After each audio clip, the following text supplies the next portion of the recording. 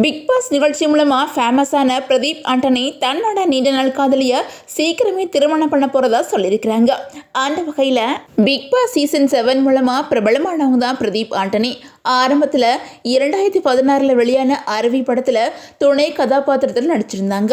அதை தொடர்ந்து வால் அப்படிங்கிற படத்தில் ஹீரோவாக நடிக்க கமிட் ஆனாங்க. அது மட்டும் இல்லாமல் இவரோட நெருங்கிய நண்பரான கவின் கூட சேர்ந்து டாடா படத்துலையும் நடிச்சிருப்பாங்க. அதை தொடர்ந்து விஜய் டிவியில் ஒளிபரப்பான பிக் பாஸ் சீசன் 7 கண்டஸ்டண்டாக என்ட்ரி ஆனாங்க. ஆரம்பத்தில் இவரை பலருக்கும் பிடிக்காம இருந்தாலும் போக போக பிக் பாஸ் வீட்டோட ஸ்ட்ராங் கண்டஸ்டண்டாக ஆனார். பலருமே பிரதீப் தான் டைட்டில் வின்னர் ஆவாங்க அப்படின்னு எதிர்பார்த்துட்டு இருந்தாங்க. இந்த நிலையில் பல சூழ்ச்சிகள் நடந்து பிரதீப் இருக்கிற இடத்துல பெண்களுக்கு பாதுகாப்பு இல்லை அப்படின்னு சொல்லிட்டு ரெட் கார்டு கொடுத்து வெளியில் அனுப்பிட்டாங்க. என்னதான் அவருக்கு ரெட் கார்டு கொடுத்து அனுப்பினாலும் மக்கள் பலரும் பிரதீப்புக்கு தான் சப்போர்ட் பண்ணி வந்துட்டு இருந்தாங்க.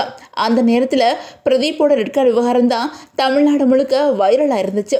இதையடுத்து பிரதீப்புக்கு யாரெல்லாம் ரெட் கார்டு கொடுக்கலாம் அப்படின்னு பிளானை போட்டாங்களோ அவங்க எல்லாம் ஒவ்வொருத்தராக எலிமினேட் ஆகிட்டு வந்தாங்க. மாயா மட்டும்தான் கடைசி வரை இருந்தாங்க. ஆனால் அவங்களும் டைட்டில் வின் பண்ணலை. என்னதான் இந்த சீசனில் அர்ச்சனா டைட்டில் வின் பண்ணியிருந்தாலும் மக்கள் பலரும் அதை பிரதீப்போட வெற்றியாக தான் பார்த்தாங்க. இந்த நிலையில் பிரதீப் இந்த ரெட் கார்டு விஷயத்தை பெருசுப்படுத்தாமல் ரொம்பவே சாதாரணமாக எடுத்துக்கிட்டாரு. இதை பற்றி அவர் எந்த இன்டர்வியூஸும் கொடுக்கல. மறுபடியும் சினிமாவில் கவனம் செலுத்த போகிறதாகவும் இந்த ரெட் கார்டு பிக் பாஸ் பற்றிலாம் இனிமேல் பேச வேணாம், பொழப்ப பார்ப்போம் அப்படின்னு ரசிகர்களுக்கு வேண்டுகோள் விடுத்திருந்தார்.